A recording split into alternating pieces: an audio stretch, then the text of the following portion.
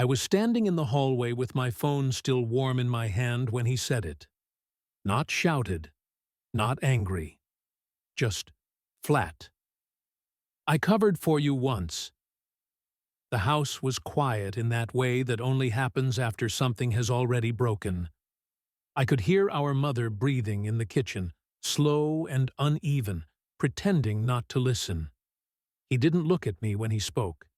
He was folding his jacket, careful with the sleeves, like this was any other night. I felt the weight of that word. Once. Settle between us. It carried years with it. Things I'd hidden. Things he'd carried without asking. My mouth moved before I thought about the cost. I said it softly, almost kindly. Never again. And the moment I said it, I knew something permanent had just been decided, whether either of us was ready or not.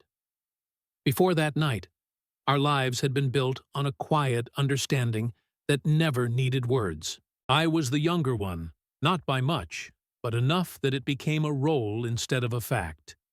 He was the steady one, the one who showed up early, paid bills on time, remembered birthdays without reminders. I was the one who drifted.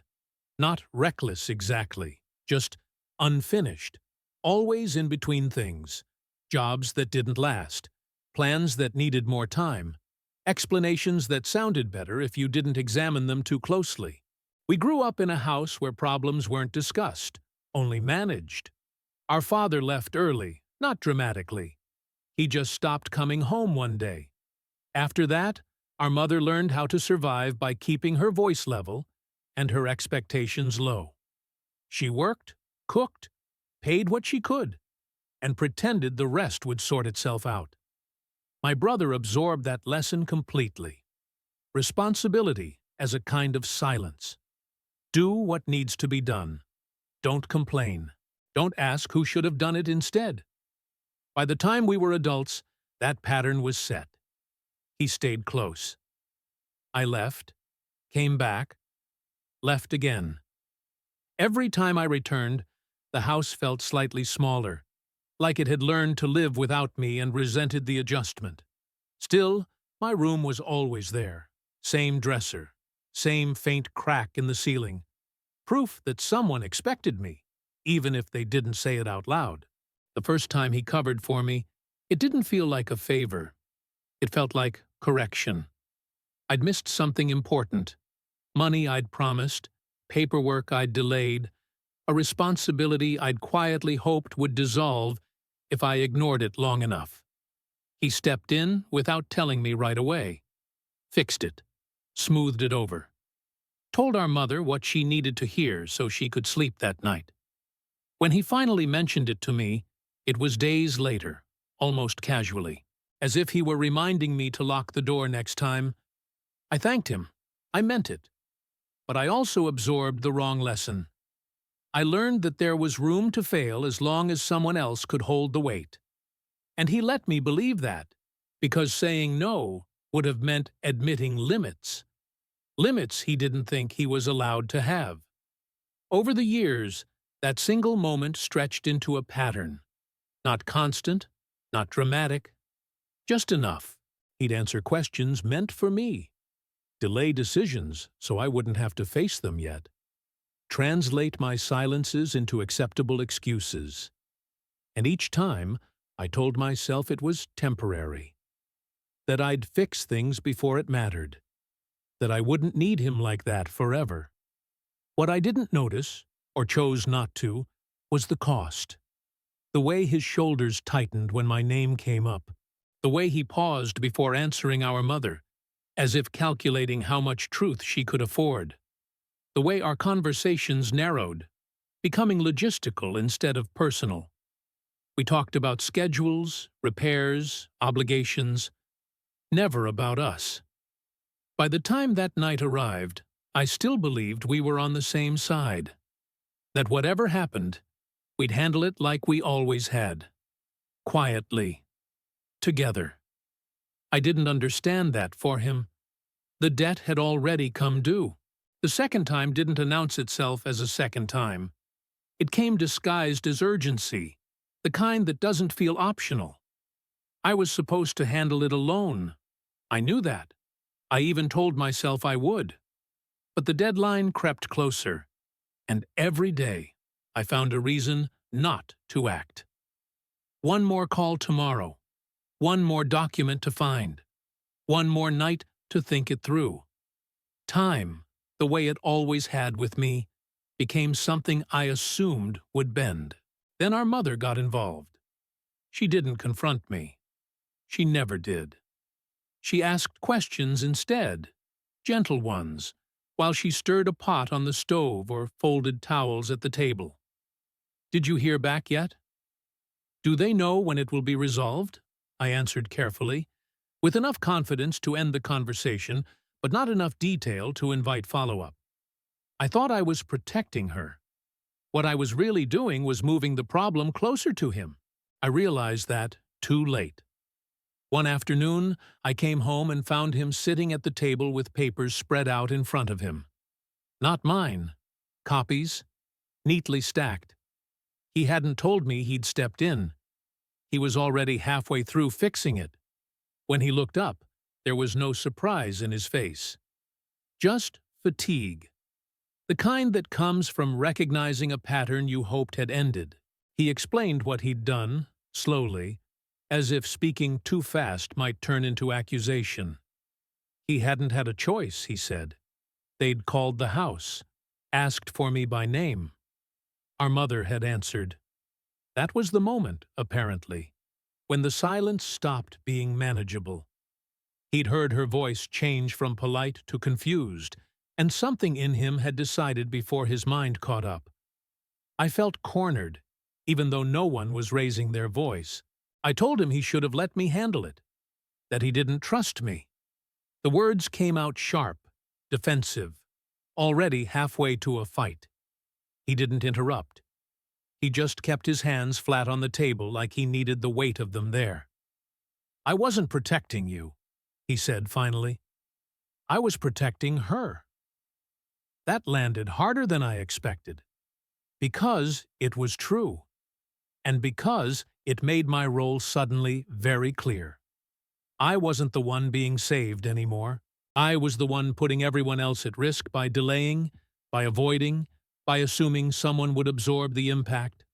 Still, even then, it didn't feel final. We'd had tense moments before. We'd recovered. I told him I'd fix it, that I'd take over, that this would be the last time. He nodded, but there was something missing from his response. No reassurance, no patience. Just a brief acknowledgement, like a receipt handed over a counter. That night, I lay awake, listening to the house settle around me.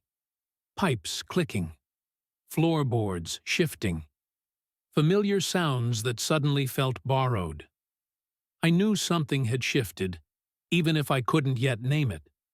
What I didn't know was how close we were to the moment where words would stop cushioning the truth. After that, everything became narrower, not louder, not openly hostile, just reduced.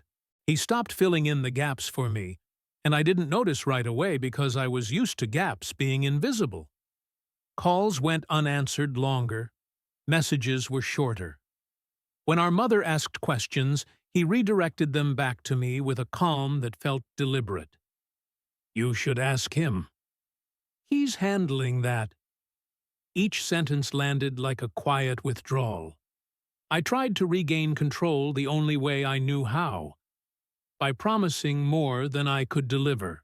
I took responsibility out loud, announced timelines, assured everyone things were moving.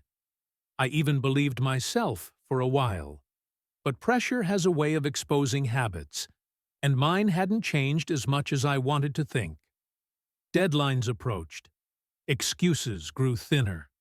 And without him smoothing the edges, the friction became audible. Our mother noticed first. Not the details, but the tone. The way conversations ended abruptly. The way I avoided the kitchen when she was there. One evening she asked, "Are you two all right?"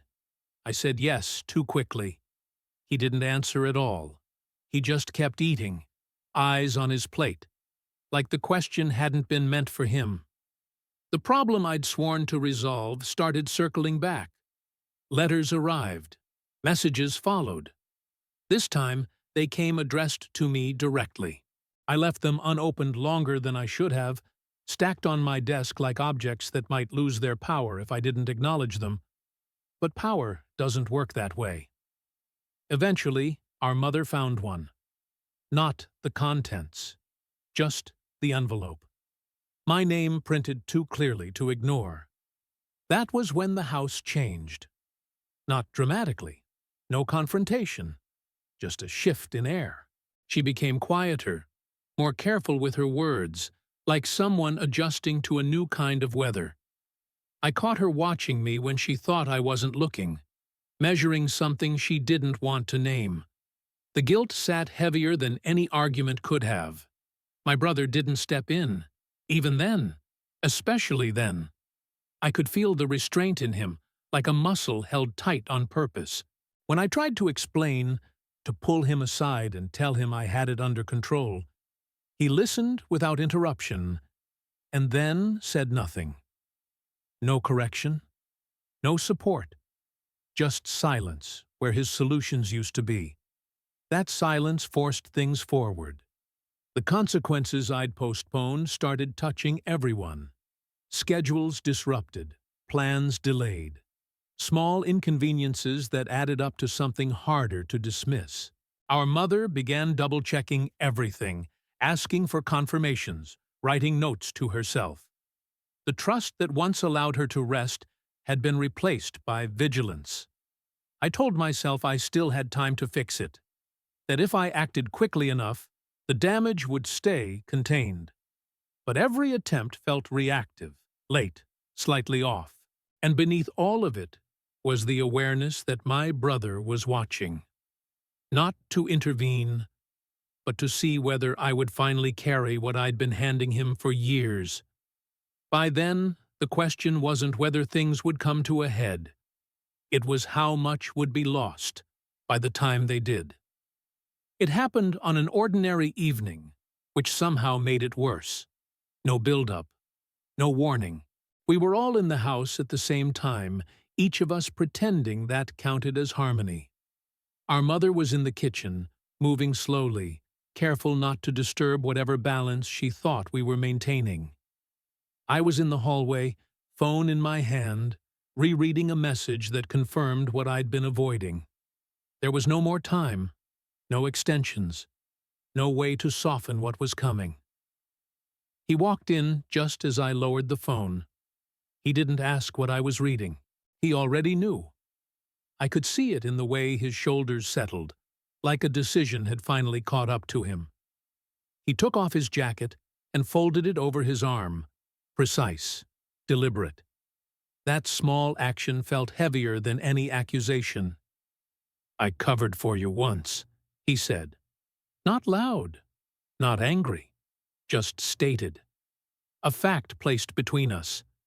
I felt the urge to explain, to list everything I'd tried to do, every intention that hadn't turned into action.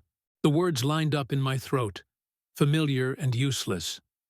For a moment, I considered letting them out anyway, letting him carry me one more time. But something in his posture told me the offer was no longer there. So I didn't argue. I didn't defend myself. I looked at him and understood, fully, what that sentence meant. Not just about this situation, but about everything before it. The years of quiet repair. The cost he'd absorbed without naming it. I said, "Never again."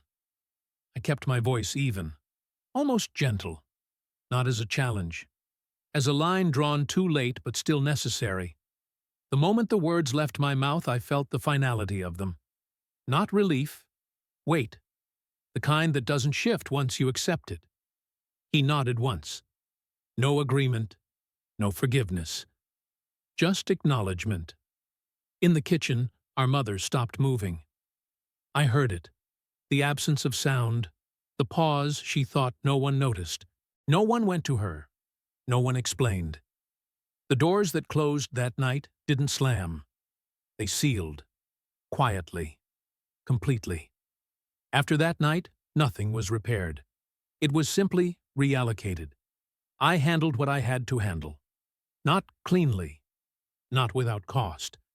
There were consequences I couldn't redirect, and for the first time, no one stepped between me and the impact. Money was tighter. Options narrowed.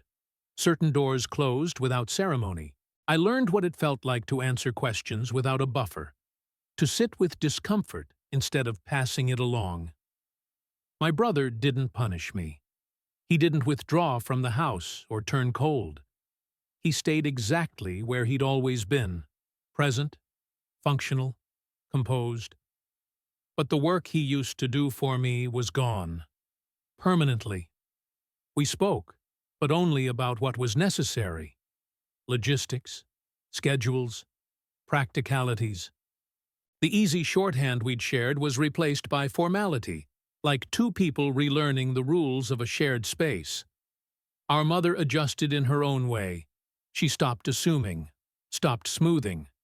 She asked more direct questions and accepted the answers without comment. There was sadness in that, I think. A quiet mourning for the version of us she'd believed in, but she didn't choose sides. She just learned where not to lean. Time passed. Not the healing kind, the clarifying kind. I became more reliable because I had to. He became lighter, in a way that was subtle but unmistakable. The burden he'd carried slipped off his posture. When he rested, he actually rested. We never revisited that conversation. There was no follow-up, no closure talk, no emotional accounting. The sentence stood on its own, complete and sufficient. I covered for you once. Never again. Sometimes, late at night, I replay it. Not with regret, exactly. With recognition. Of the moment responsibility stopped being theoretical and became personal. Of the cost of being loved quietly for too long. We are still brothers. That didn't change. But the shape of the bond did. And once it did, it never asked permission to stay that way.